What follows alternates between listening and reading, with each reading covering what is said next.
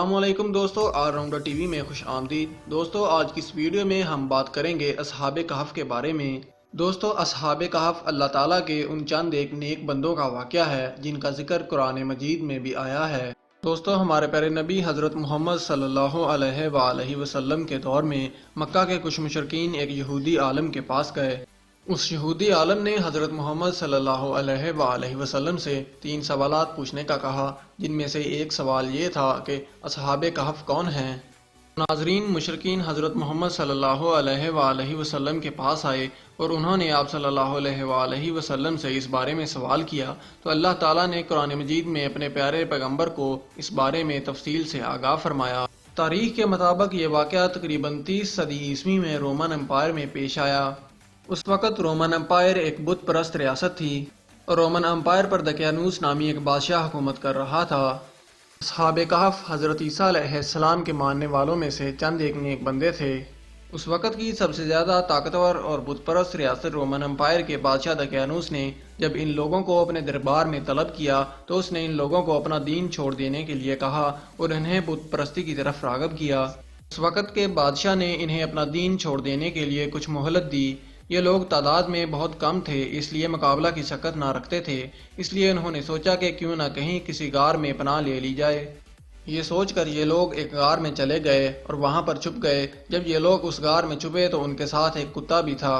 اللہ تعالیٰ نے ان لوگوں کو اسی غار میں سلا دیا اور ان کا کتا اس غار کے دہانے پر اپنے پاؤں سامنے کی طرف پھیلا کر بیٹھ گیا۔ اس غار کا منہ کچھ اس طرح تھا کہ سورج کی روشنی اس غار میں براہ راست داخل نہ ہوتی تھی۔ جب یہ لوگ وہاں پر سوئے تو اللہ تعالیٰ نے اپنے حکم سے ان لوگوں کو وہاں پر 300 سال تک سلائے رکھا۔ اللہ تعالیٰ کے حکم سے ان لوگوں کی کروٹیں بھی بدلتی رہیں۔ وقت گزرتا گیا اور وقت گزرنے کے ساتھ ساتھ جب 300 سال گزرے تو رومن امپائر خود ہی عیسائیت اختیار کر چکا تھا۔ 300 سال گزرنے کے بعد جب اللہ تعالیٰ نے انسانوں پر اپنی نشانیاں ظاہر کرنا چاہیں تو اللہ تعالیٰ نے اصحاب کہف کو پھر سے جگا دیا۔ جب اصحاب کہف 300 سال بعد نیند سے جاگے تو انہوں نے ایک دوسرے سے مکالمہ کیا کہ ہم کتنی دیر یہاں سوئے ہوں گے۔ کسی نے کہا کہ دن کا ایک حصہ اور کسی نے کہا 1 دن۔ ناظرین، یہ اللہ تعالیٰ کی حکمت تھی کہ اللہ تعالیٰ نے انہیں 300 سال تک زندہ بھی رکھا اور سلائے رکھا۔ جب یہ لوگ نیند سے جاگے تو یہ سوچ رہے تھے کہ یہ ابھی بھی اسی دقیانوس بادشاہ کا زمانہ ہے اور رومن امپائر اور باہر کے دوسرے لوگ ابھی بھی بت پرست ہیں۔ انہوں نے اپنے ایک ساتھی کو کچھ سکے دے کر باہر کھانا لانے بھیجا اور اسے کہا کہ وہ احتیاط سے جائے۔ جب ان کا ایک ساتھی شہر میں کھانا لینے کے لیے گیا تو اس نے دیکھا کہ شہر کے بازار اور عمارتیں سب کچھ تبدیل ہو چکا ہے۔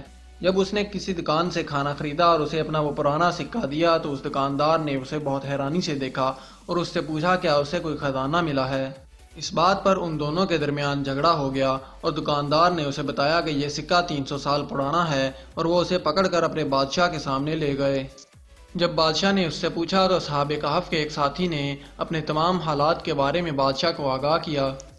اس کے بعد بادشاہ نے اپنے خزانے میں رکھی ہوئی صدیوں پرانی وہ تختی نکالی جس پر صدیوں پہلے اصحاب کہف کا قصہ کندہ کیا گیا تھا۔ اس بادشاہ نے اسے پڑھا اور بادشاہ کو اس بات کا یقین ہو گیا کہ یہ اصحاب کہف کا ہی ساتھی ہے۔